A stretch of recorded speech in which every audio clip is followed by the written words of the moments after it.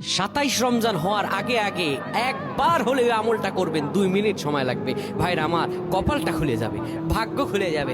আপনার সন্তানের জন্য, আপনার বিদেশের জন্য, আপনার কাজকর্মের জন্য, ব্যবসা বাণিজ্যের জন্য, সকল কিছুর জন্য আপনার ভাগ্যও খুলে যাবে। আল্লাহর কসম করে বলছি, এই আমলটা যুবকেরা তোমরা পেলে শেয়ার করে দিবা। আমল না করেও সব পাবা, শুধু তোমার একটি শেয়ারে তোমার আমল হয়ে যাবে।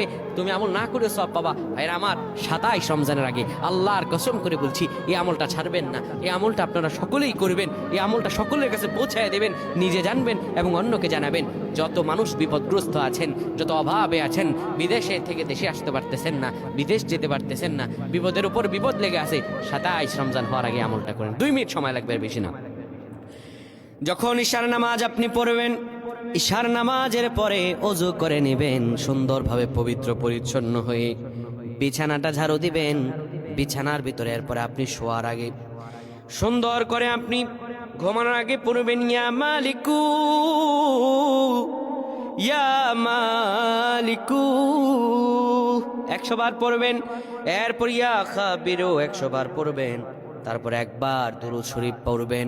এরপরে 2টা হাত তুলে আল্লাহর কাছে যা দোয়া করবেন, আপনার দোয়া করতে দেরি হবে, আমার আল্লাহ কবুল করতে দেরি করবেন না।